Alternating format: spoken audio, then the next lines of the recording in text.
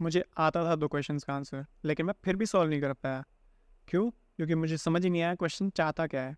Reason, मैंने कोई questions practice नहीं किए थे ऑडिट में इन आईपीसीसी। भाई, क्वेश्चंस प्रैक्टिस करने की क्या ज़रूरत है इन थ्योरी, राइट? क्वेश्चंस के प्रैक्टिस के बिना लॉ में तो काम चल गया, बट ऑडिट में नहीं चला। सी, ऑडिट कैन बी कन्फ्यूजिंग। ऐसा लगता है सेम सी लैंग्वेज लिखी है हर चैप्टर में, एंड कोई भी 2 क्वेश्चंस को उठा लो तो ऐसा लगता है कि दोनों अलग अलग होते हैं। एंड आईसीएआई सेम क्वेश्चंस दोबारा दोबारा पूछते हैं।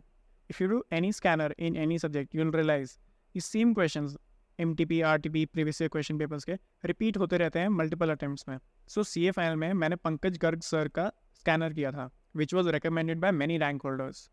ये स्कैनर करने से मेरी 100% कोर्स कवरेज हो गई, बिकॉज सारे क्वेश्चंस कवर हो गए, सारे इंपॉर्टेंट क्वेश्चंस कवर हो गए, बिकॉज क्वेश्चंस रिपीट होते रहते हैं। एंड सबसे इंपॉर्टेंट मुझे ये पता चल गया कि क्वेश्चन जब पेपर में आएगा तो वो मुझसे क्या चाहता है।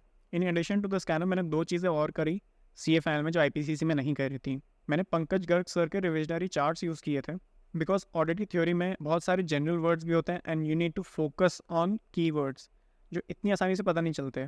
चार्ट्स में वो क्लियरली आइडेंटिफाई हो जाते हैं एंड सारी रिवीजन उन्हीं पे फोकस्ड होती है। And like all the subjects in CA final, I gave mock test and I scored exemption, and the result in CA final was 56 marks. Audit में मैंने एक चीज़ अलग करी थी बाकी सीए फाइनल के सब्जेक्ट से, and that was giving partial mock test.